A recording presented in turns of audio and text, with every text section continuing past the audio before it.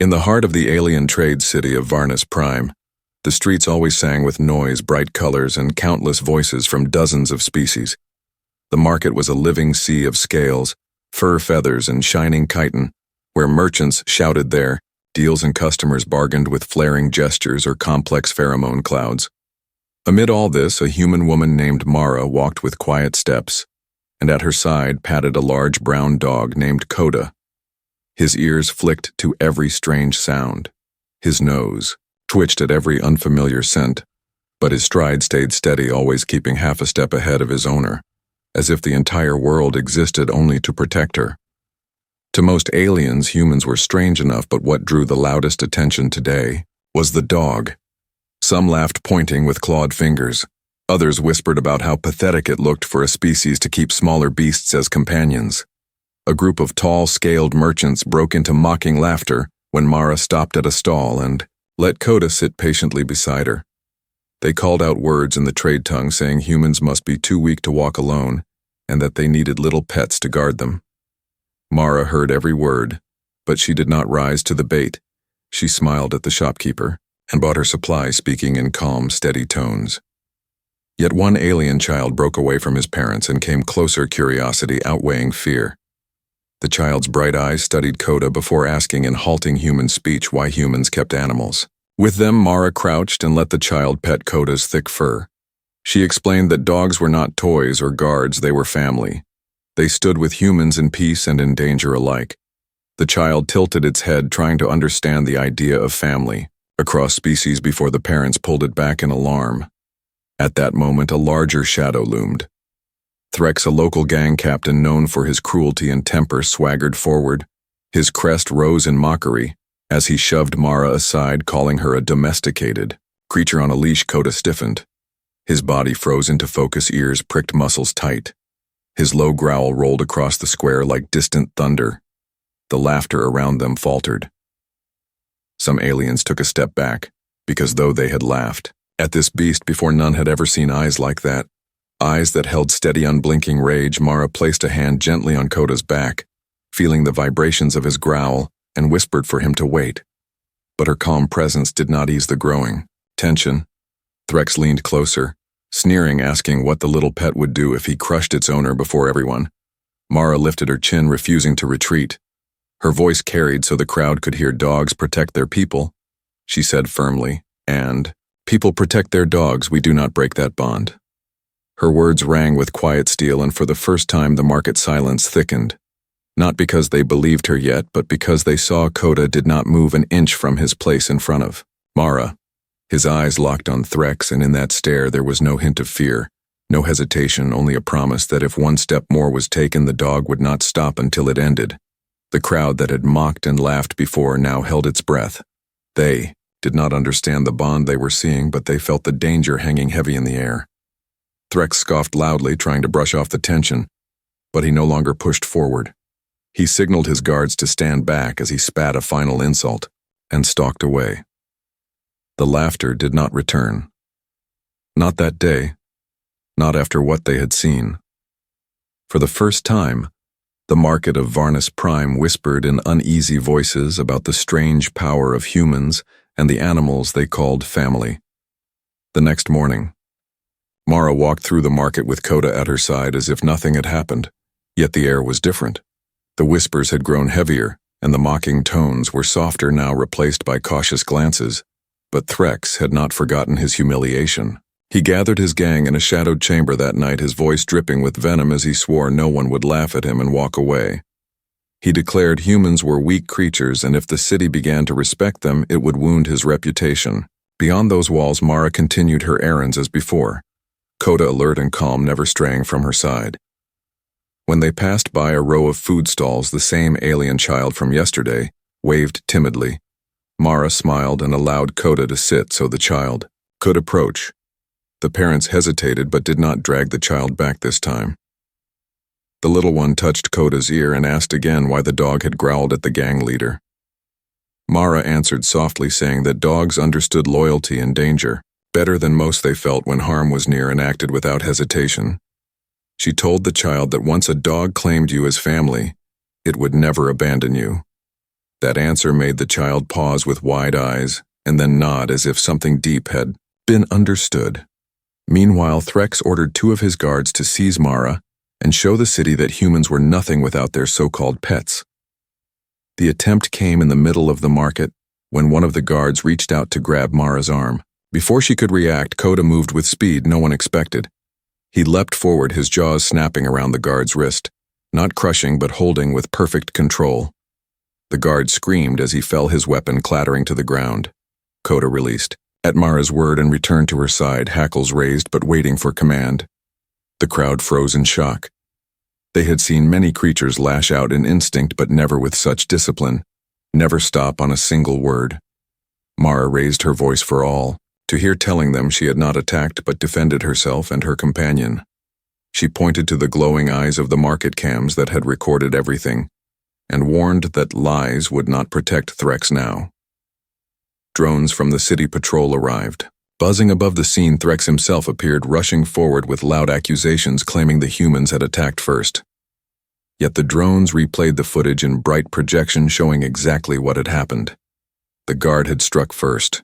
Coda had restrained, not killed, and Mara had commanded control. The patrol did not arrest Mara.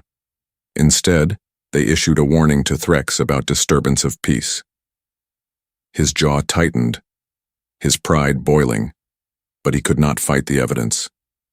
He turned away, but his eyes lingered on Mara with a promise of vengeance. Mara placed her hand gently on Coda's head and they walked away, heads high. Around them, the market had fallen silent in awe. For the first time, they had witnessed that human animals were not simple pets, but extensions of their will, bound by invisible chains of loyalty stronger than iron. That evening, Mara met with other humans in the small embassy quarter. They had already heard what happened and praised Coda's discipline, but Mara was not celebrating. She knew Threx would not let this go.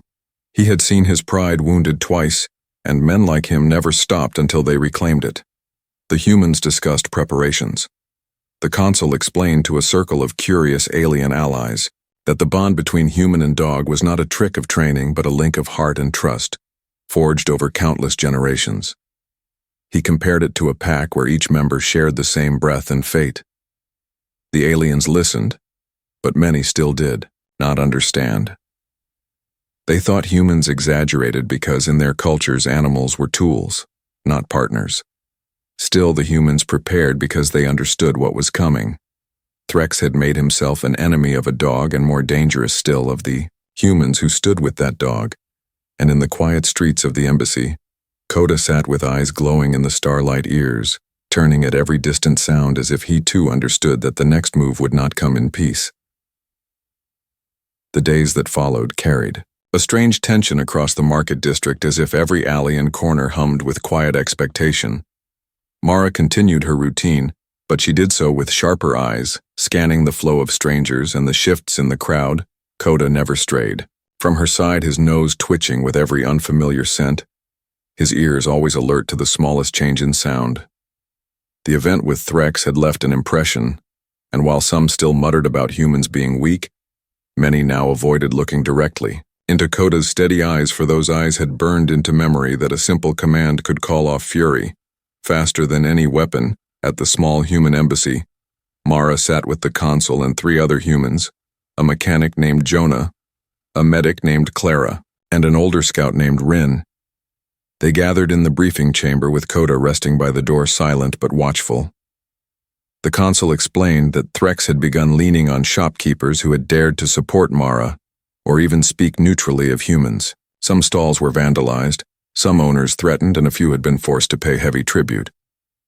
The aliens of Varnis Prime had long accepted gang power as an unpleasant reality, but now the violence was more pointed, more focused. It was not just about money anymore. It was about sending a message that no human could walk free without Threx's approval. Jonah pounded his fist against the table, saying it was only a matter of time before Threx tried again.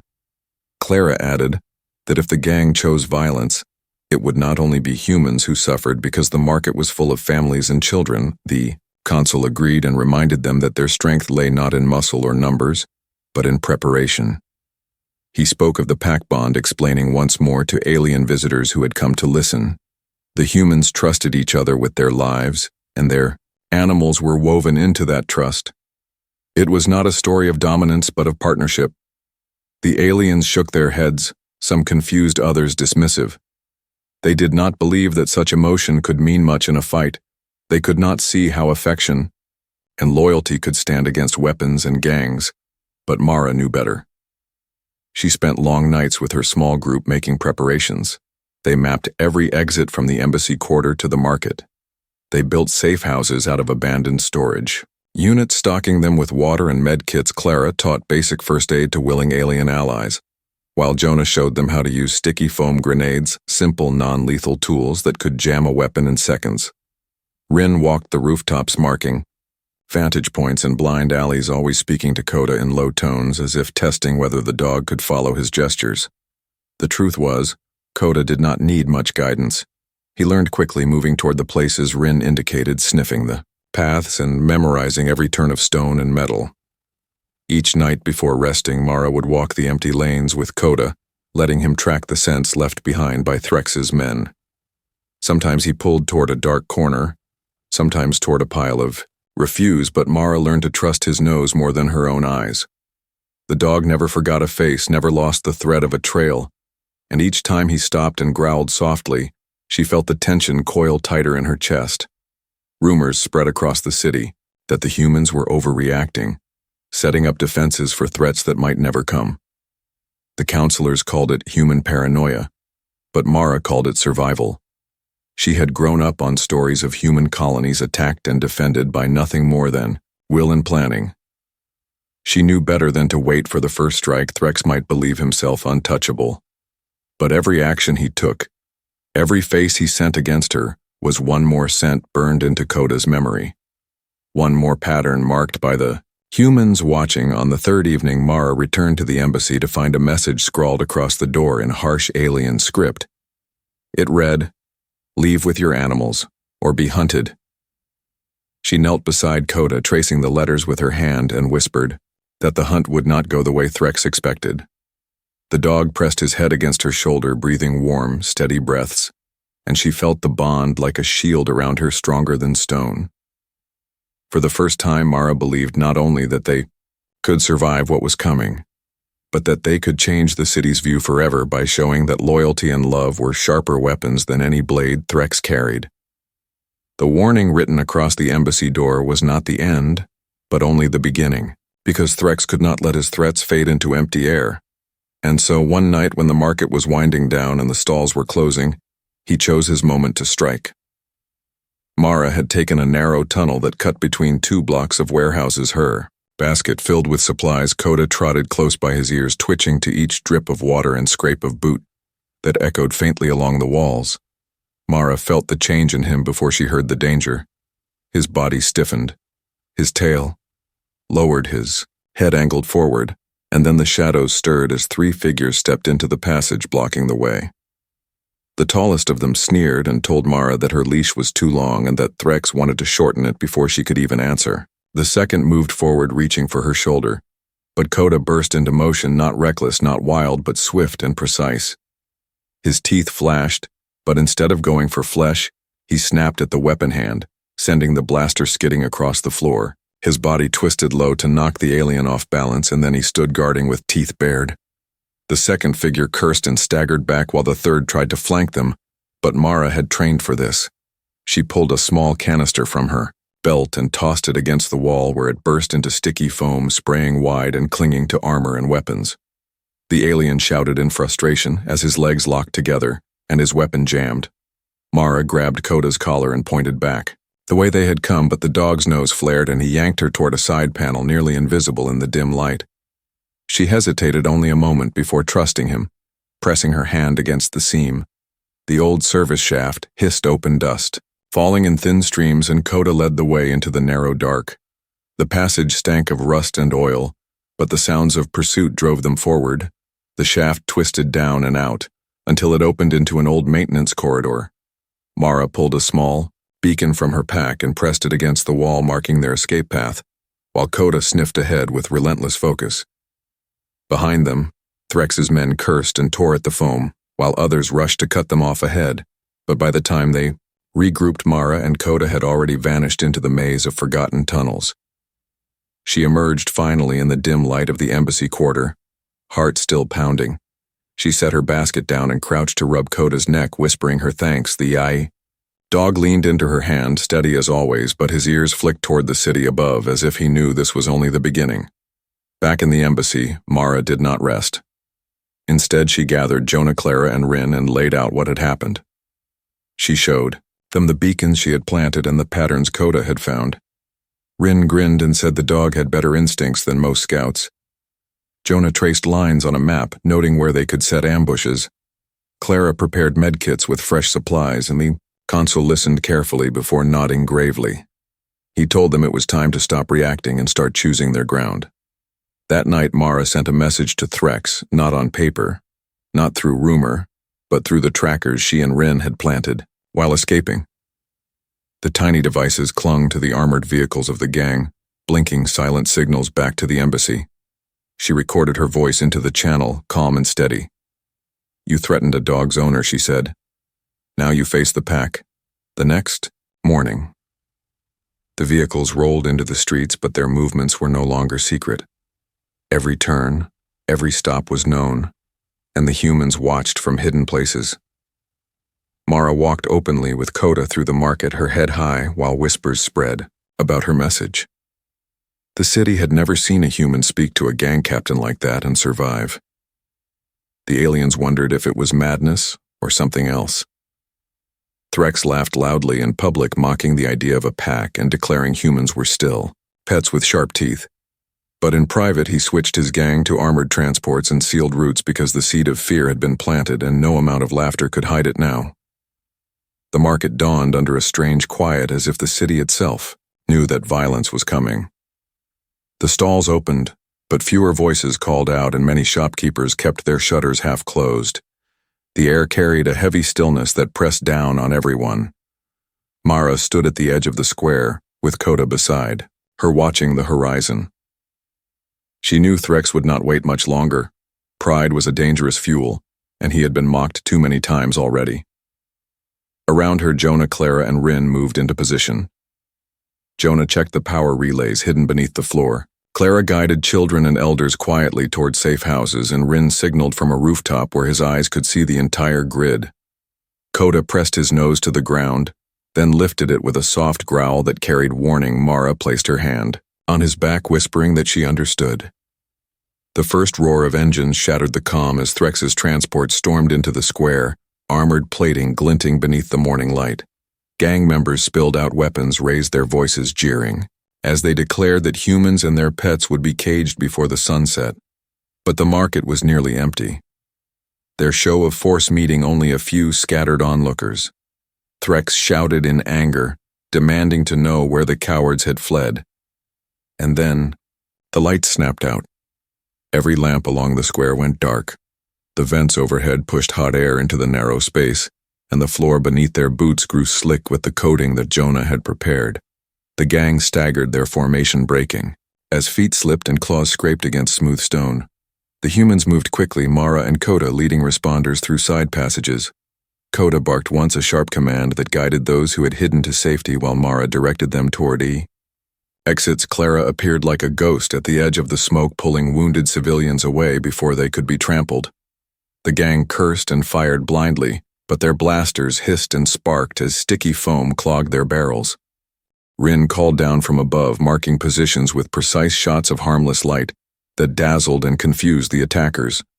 The gang tried to regroup, but each path they turned into ended in another trap. A sealed door here, a sudden spray of steam. Their Mara's voice echoed across the square, telling them to leave while they still had the chance. But Threx bellowed back that no human would command him. He charged forward, his armored boots slipping, but driving hard toward Mara. Coda growled. Low body crouched ready, yet waiting for her word. The clash was swift. Mara signaled and Jonah triggered another relay, sending a wave of sound that rattled the gang's comms, disrupting their coordination. The attackers fell into chaos, shouting over one another as their formation collapsed. Mara held her ground at the center, her posture calm even as danger closed in. Around her the pack worked, not just humans but every ally they had prepared. Shopkeepers who had been threatened threw refuse. Onto the slick floor, slowing the gang even more. A pair of young aliens guided others through secret exits marked earlier by Rin. The square had become a battlefield shaped by human planning and the unshakable bond of trust. Threx realized, too late, that he had walked into a trap designed not with advanced weapons but with foresight, with discipline and with unity. He roared in fury, ordering his men to fight through, but one by one they slipped, fell, or were forced to retreat. The market echoed, not with laughter this time but with cries of frustration and the steady commands of humans moving like soldiers in an unseen war. When the last of the gang staggered out, dragging their wounded, Threx remained alone in the center. His armor scratched, his pride wounded more deeply than his body. He pointed a clawed finger at Mara and shouted that this was not over. Mara did not flinch. Coda stood at her side, teeth bared, ears forward, and she spoke so that all could hear. "You tried to break us," she said. "You thought humans were prey, but we are not prey and we never fight alone." The silence that followed was heavier than any noise. The aliens who watched from the shadows understood for the first time that the strength of humans was not in size, or in numbers, but in the way they turned every bond into a weapon and every friend into family. Threx saw it too, though he refused to admit it aloud. He turned and stormed away, his footsteps echoing with fury, while the market breathed again. Humans had defended not only themselves but everyone, and the city would not forget that lesson. The battle in the market should have been the end, but pride burns hotter than reason, and Threx could not accept defeat before so many eyes. He retreated to his hidden stronghold, gathering what remained of his gang, calling in favors and hiring mercenaries from beyond the city. He promised them wealth and dominion if they crushed the humans who had shamed him. Rumors spread quickly of his preparations. Yet Mara and her companions did not falter. They had learned long ago that an enemy's rage is often their weakness, not their strength. The embassy quarter became a place of constant vigilance. Rin kept watch from the rooftops, his keen eyes catching every flicker of movement. Jonah reinforced barricades and checked the relay systems again and again. Clara prepared more medical supplies with calm hands, though her eyes carried the weight of what was to come. Mara trained daily with Coda walking the routes they might need, memorizing signals and teaching him to respond to new commands. The dog learned swiftly, his loyalty sharper than any blade, and his patience deeper than any shield. The night before the final strike, Mara sat beside Coda. Outside the embassy, the stars glimmered above the city while the streets lay quiet. She stroked his fur and spoke softly, telling him that tomorrow might bring wounds and fear, but that she trusted him more than anything in the galaxy. Coda pressed his head into her lap with a soft rumble as if he understood every word, and in that moment Mara felt the bond stronger than steel. When dawn arrived, the transports came again, heavier than before. Threx himself rode at the front, his crest raised, high his face a mask of fury. The gang poured into the loading bay where Mara had chosen to confront them. The humans had not run this time. They stood waiting with the embassy wall behind them.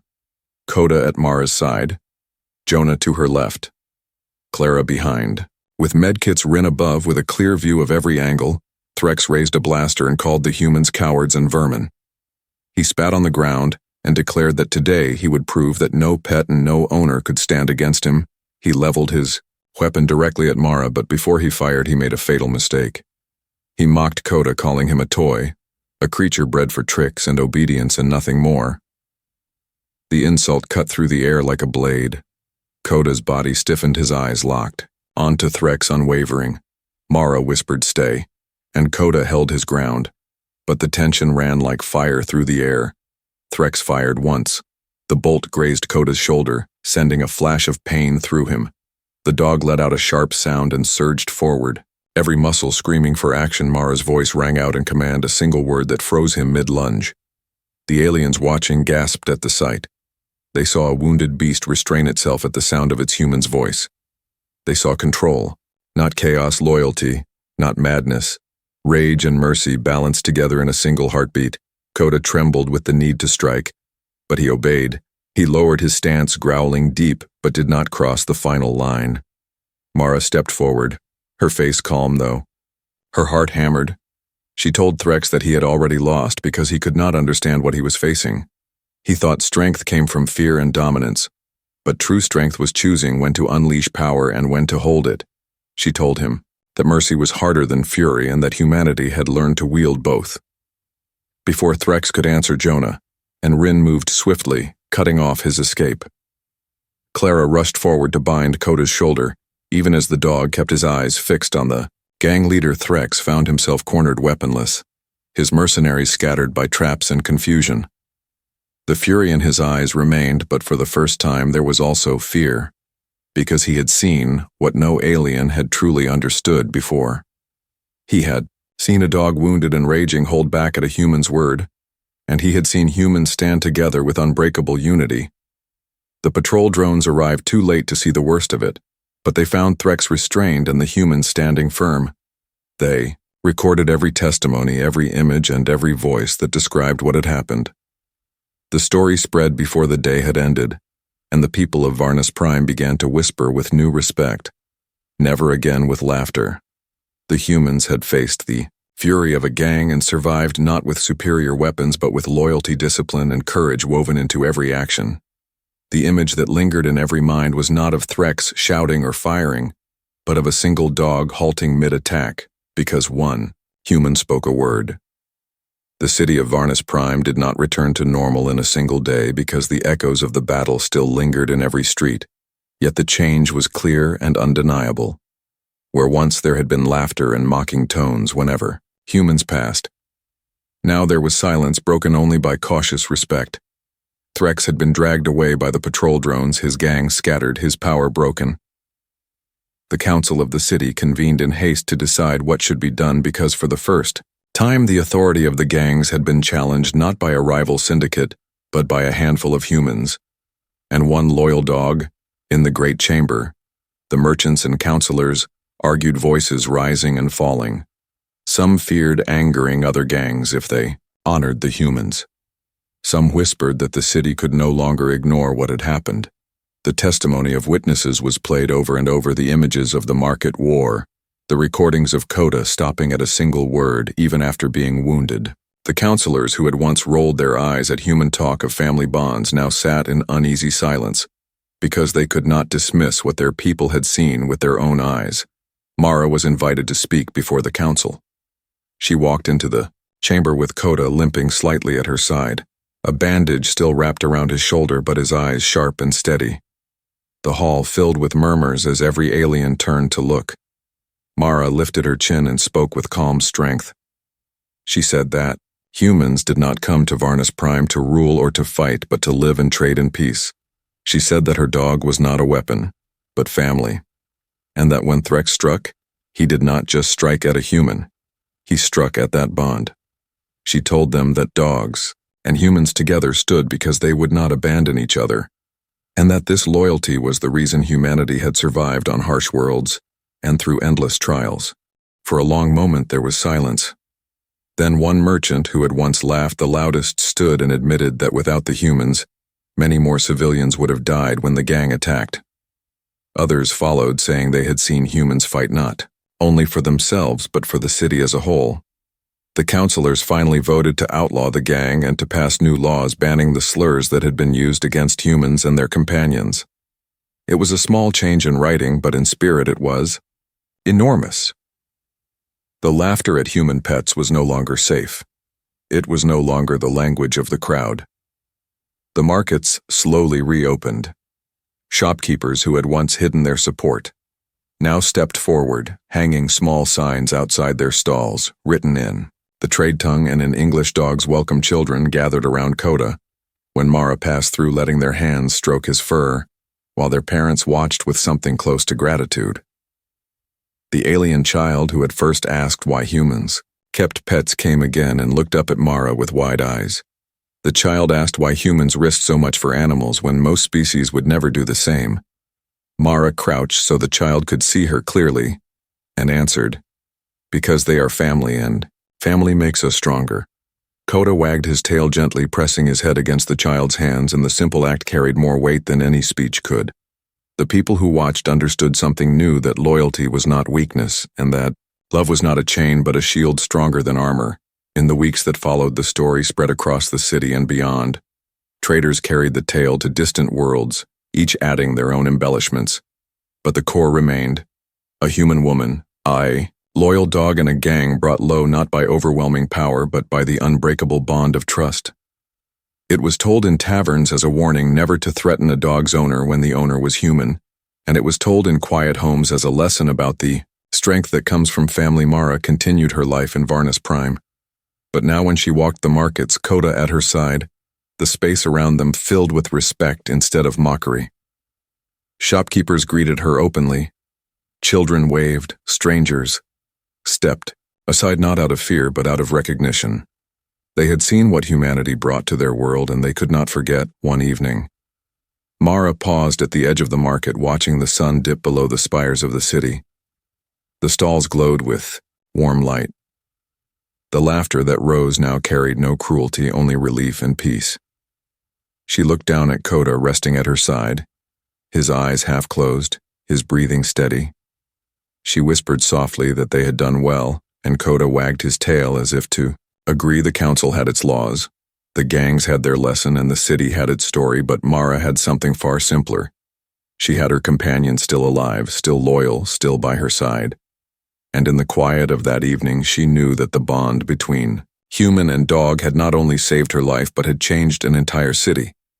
And so the laughter that once mocked humans for keeping pets was gone, replaced forever by respect for the pack that never breaks.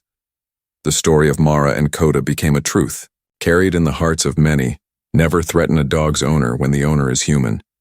The city of Varnus Prime had changed in ways no one could have predicted, and the memory of that day when Threx and his gang had challenged Mara and Coda lingered, like a shadow that refused to leave the light.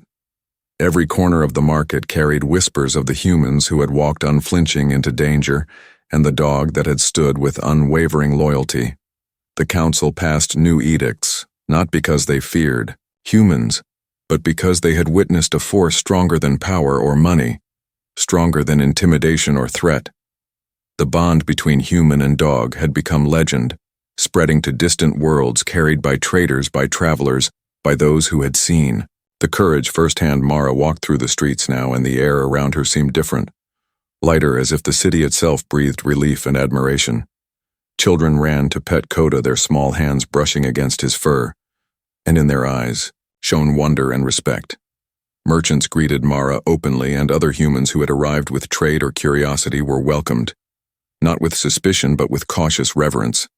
The gangs had dispersed, their influence broken by the knowledge that loyalty and courage could overcome fear and violence. Coda followed Mara everywhere, his presence a constant reminder of the strength that came from bonds built on trust and love. The alien populations who had once laughed at humans whispered among themselves about the strange species that risked life for creatures they called pets. They debated the meaning of loyalty and honor, and slowly their society began to shift, learning that strength was not measured only by weaponry or numbers, but by devotion, by courage, by the willingness to stand for what one loved. Mara and Coda traveled beyond Varnus Prime, bringing trade diplomacy and lessons of loyalty to worlds that had never seen such dedication. Humans with dogs became symbols of hope and protection, and the tales of Mara's bravery were told around countless fires in countless cities, young and old listening and learning that family could be chosen. And that chosen family was the fiercest power in the universe. Coda grew older, but never lost his sharp instincts, his eyes always alert for danger, his heart forever bound to Mara. Together they faced threats small and great, teaching every alien and human who encountered them that the bond between a human and a dog was unbreakable and unstoppable, and no force in the galaxy could sever it. Mara often paused at the edge of the markets, looking at the stars above, and she knew that every life saved, every lesson taught, every heart touched, was part of something far larger than herself, something eternal and unshakable.